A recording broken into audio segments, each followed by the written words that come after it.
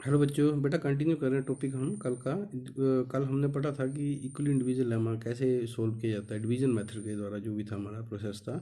तो यहाँ पर देखो, मैंने एक नंबर लिया 8, 8 को डिवाइड किया मैंने किसका 6 के साथ। तो यहाँ जो कर दिया हमने ये, तो ये था हमारा, जो मैंने आपको लिख बताया भी था, ये डिविडेंड होता है, ये डिवाइज़र होता है, ये क्वोशंट होता है, और ये क्या होता है हमारे पास है रिमाइंडर आर। ये क्वोशंट है, ये डिवाइज़र है डी, और ये क्या था हमारे पास है डिविडेंड था। ये क्या था हमारा डिविडेंड था। तो जब हम क्या लिखते हैं, हम dividend equal to divisor 6 into quotient plus क्या आ गया हमारे पास, रिमाइंडर आ गया। ठीक है, तो ये हमारा था इक्वली डिवीजन एल्गोरिथम को कैसे हम सोल्व करते हैं। तो आज इसी से रिलेटेड कुछ क्वेश्चंस को हम क्या करेंगे, सोल्व करेंगे। आपका एनसीईआरटी का क्वेश्चन नंबर 2 है, ध्यान से देखो। Show that any positive odd integer is of the form. Odd integer की बात हो रही है बेटा, odd integer, be careful, odd integer of the form 6q plus 1, 6q plus 3, 6q plus 5 where q is some integer। ठीक है, तो हम ले लेते हैं बेटा, यहाँ ले लेते हैं let a be any positive integer, any positive odd integer. ठीक है, और क्या करते हैं हम, अप्लाई करते हैं इक्वली डिवीजन लेमा। किसके ऊपर अप्लाई करेंगे बेटा हम, अप्लाई इक्वली डिवीजन लेमा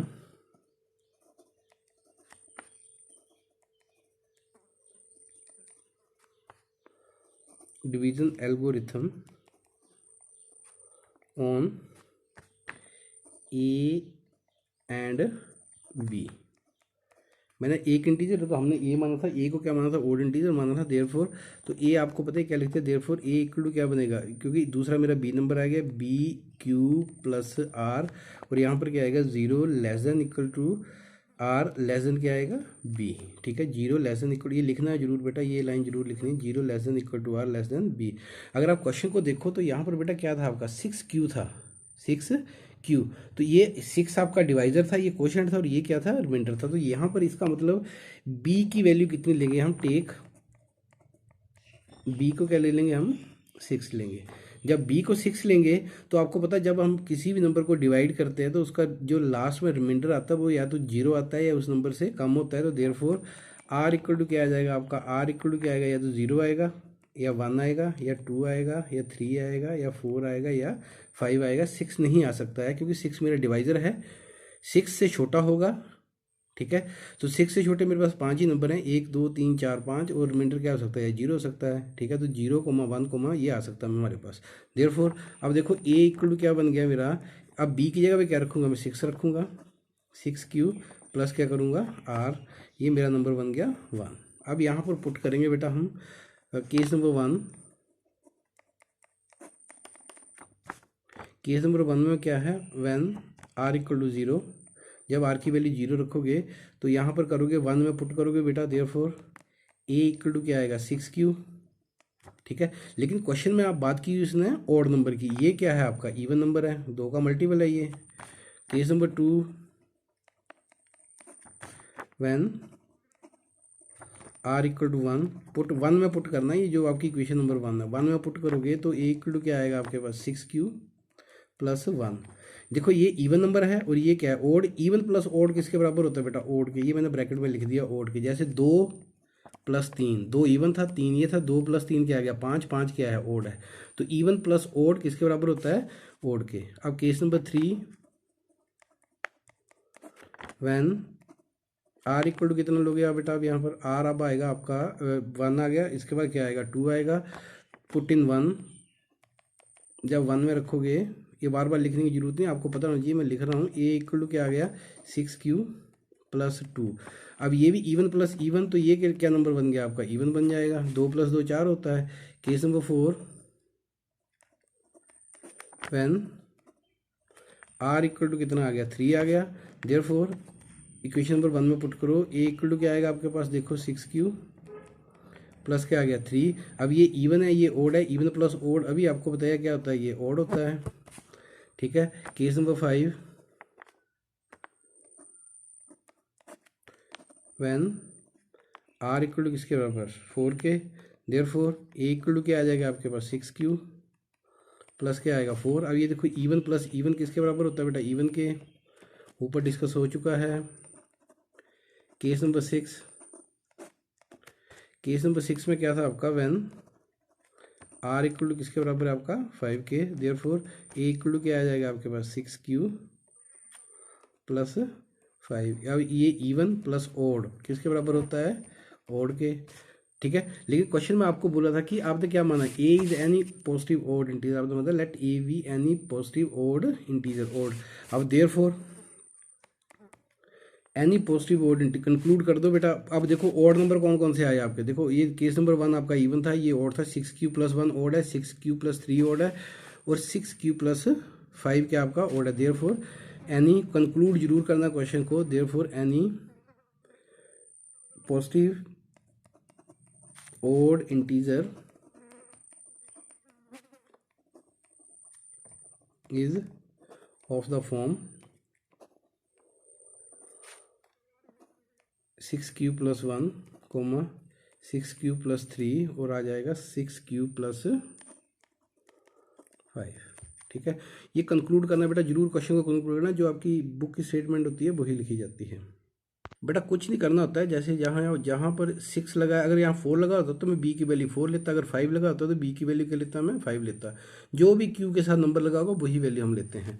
अब आते हैं क्वेश्चन नंबर 4 के ऊपर। इंपॉर्टेंट क्वेश्चन है, very very important question. Use Euclid's division lemma to show that square, square of number बोला बेटा, स्केयर नंबर का आपको स्केयर करना पड़ेगा। Of any positive integer is either of the form of 3m और 3m plus 1 for some integer m, इस तरह का होता है। बोला अगर हम किसी भी नंबर का स्केयर करते हैं तो वो 3m की फॉर्म आएगी या 3m प्लस 1 की आएगी। आप देखते कि ऐसी फॉर्म आती है या नहीं आती है। क्वेश्चन नंबर 4 शुरू कर रहे हैं बेटा। ये हम मान लेते हैं कि let a be any positive integer. Very very important question बेटा, ये बहुत ही इंपॉर्टेंट क्वेश्चन है, पेपर में कई बार आता है, ये बहुत इंपॉर्टेंट क्वेश्चन। हमने ए पॉजिटिव इंटीजर ले लिया, apply by Euclid's division lemma,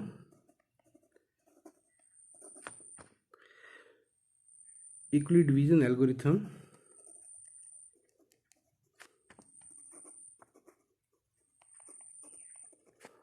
algorithm for to on a and b, ये ए और बी के ऊपर इक्वली डिवीजन लेमा को क्या करो आप अप्लाई करो। जब अप्लाई करोगे बेटा तो क्या आएगा, ए इक्वल टू क्या आएगा आपके पास बी क्यू प्लस क्या आएगा आर। कंडीशन आपकी आपको पता है 0 less than equal to r, less than equal to, क्योंकि आर रिमाइंडर था तो बी क्या था हमारा डिवाइजर था, ठीक है जी। अब यहाँ पर देखो उसने बोला था कि स्केयर कैसा होना चाहिए, 3m और 3m प्लस 1, ठीक है। इसका मतलब हम b की वैल्यू क्या लेंगे 3 लेंगे। Take b equal to 3, b को क्या ले लिया हमने 3 ले लिया। तो देयरफॉर r, अब r की वैल्यू बताओ बेटा क्या आएगी आपके पास, या तो 0 आएगी या 1 आएगी या क्या आएगी 2, 3 नहीं हो सकती, या तो 0 1 2 3।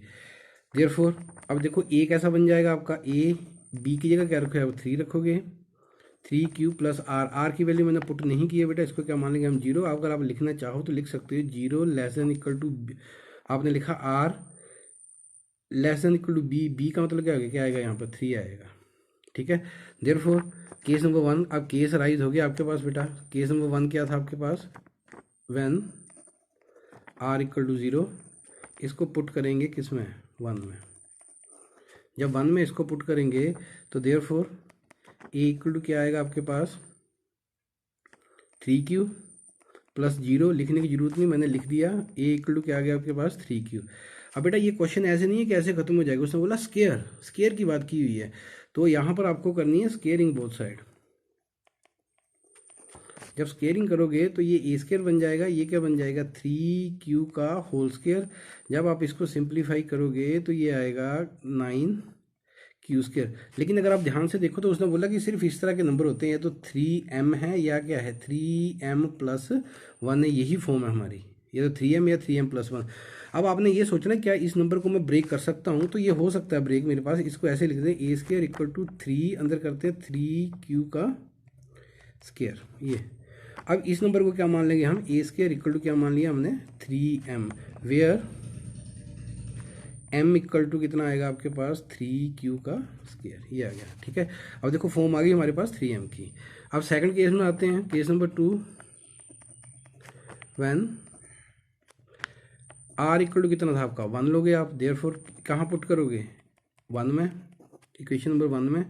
ये थी इक्वेशन नंबर 1 आपकी 3q प्लस आर। तो ए इक्वल टू क्या आ गया आपके पास 3q प्लस 1। अब इसका स्केयर करना पड़ेगा, स्केयरिंग कर दो बोथ साइड क्योंकि स्केयर नंबर पूछा था। तो क्या आ गया 3q प्लस 1 का होल स्केयर। अब इसको एक्सपेंड करना पड़ेगा बेटा, तो यहाँ पर फार्मूला लग जाएगा आपका a प्लस बी का whole square equal to a square plus b square plus का 2ab, ये फार्मूला लग जाएगा। अप्लाई करो तो क्या आएगा यहाँ पर बेटा आपके पास 9q square plus b square 1 आ गया, प्लस क्या आएगा आपका 3 2 6q। अब देखो आपके पास बेटा दो ही फॉर्म है 3m और 3m प्लस 1। अब इसको कंबाइन करने की कोशिश करो आप लोग, तो ये आएगा 3q square sorry 9q square plus 6q plus 1 को मैं साइड में ले गया। यहाँ से 3 कॉमन ले लो बेटा, 3q कॉमन लेने की जरूरत नहीं है। 3q स्केयर प्लस क्या आएगा 2q, जब 3 कॉमन लिया प्लस क्या आ गया 1। अब इस सारे को क्या पुट कर दो आप m पुट कर दो, तो ये क्या आ गया 3m प्लस 1। वेयर यहाँ लिख देना है, वेयर m इक्वल टू क्या आपके पास 3q स्केयर प्लस 2q। बस इतना सा काम है। अब केस नंबर 3 पे आते हैं। केस नंबर 3 क्या था आपके पास आर वेन, अब आर इक्वल टू आपने क्या लिया था 0 ले लिया, 1 ले लिया, अब 2 बचा था, अब 2 बचा था आपके पास, 0 आ गया। ये देखो आर की वैल्यू 0 आ गई, 1 आ गई, क्या बची मेरे पास 2 बची है। तो आर इक्वल टू क्या आ गया 2 आ गया। देयरफॉर इक्वेशन नंबर 1 में पुट करेंगे तो क्या आएगा ए इक्वल टू 3q प्लस 2 का 2। स्केयरिंग करनी पड़ेगी क्योंकि नंबर का स्केयर बोला था उसने। A square equal to 3q plus 2 का होल स्केयर। ओपन करो बेटा, जब ओपन करोगे तो क्या आएगा 9q स्केयर प्लस का क्या आएगा 4 प्लस 3 2 6 2 12, वही फार्मूला लगा a प्लस बी का होल स्केयर। तो यहाँ से 4 को अलग कर दो, 3q square plus 12q plus 4। यहाँ पर बेटा इंपॉर्टेंट चीज़ आती है, आपको पता है कि आपके पास दो ही तरह की फॉर्म है, या तो 3m है या 3m प्लस 1 है। तो यहाँ पर देखो 3m तो आ नहीं सकती। अब आपका डिवाइजर क्या था 3 था, तो इसका मतलब 4 को ब्रेक कर दो किसमें 3 में, 3q स्केयर प्लस 12q। 4 को 3 में कैसे ब्रेक करेंगे, क्या लिखेंगे 4 को हम 3 प्लस क्या करेंगे 1 लिखेंगे। तो कोई फर्क तो पड़ा नहीं, इसमें कोई फर्क थोड़ा पड़ रहा है। तो यहाँ से पहले 3 से 3 कॉमन आ गया, अंदर क्या बचा 3q square plus 4q plus 1, और ये 1 हमारा बाहर रह गया, इसमें कोई फर्क नहीं पड़ा हमारे पास।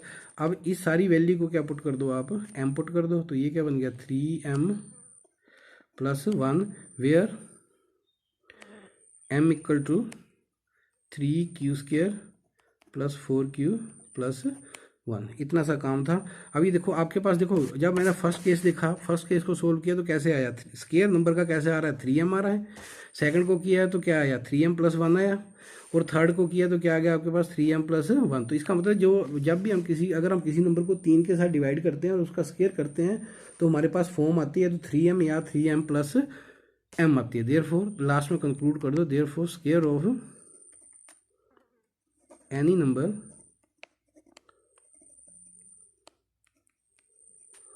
is of the form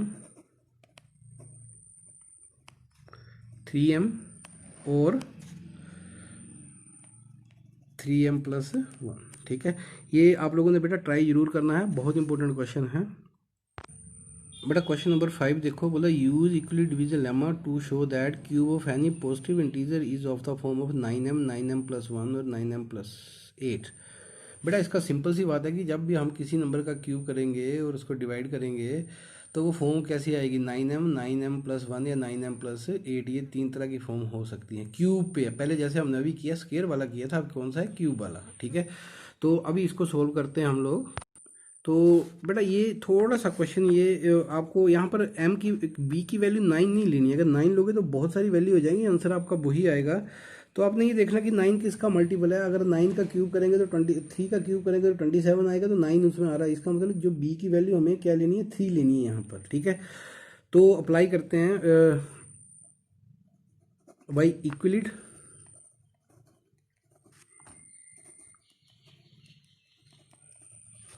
division algorithm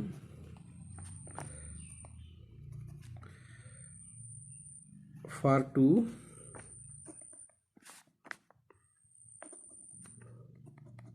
positive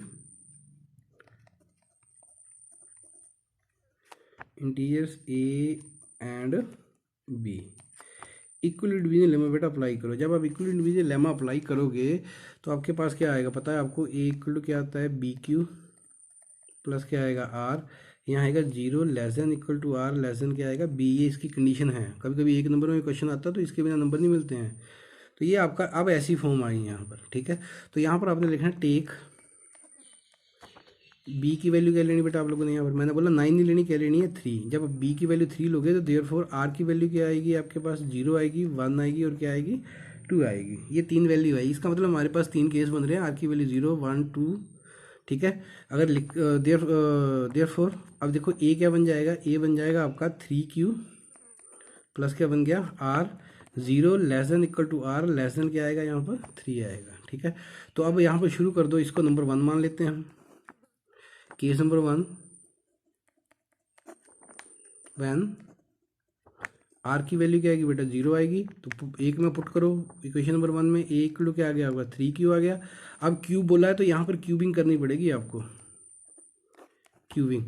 जब क्यूबिंग आप करोगे तो ये क्या आएगा आपका ए क्यूब इक्वल टू 3Q का होल क्यूब, ठीक है। तो ये आ गया ए क्यूब इक्वल टू यहाँ क्या आ गया 27 और साथ में क्या क्यूब। पर आपको पता है कि आपके पास 3 तरह के नंबर है, तो 9m है, 9m प्लस 1 है, 9m प्लस 8 है। तो यहाँ पर क्या करो बेटा 3 को 9 कॉमन ले लो, अंदर क्या बन जाएगा आपका 3Q का क्यूब।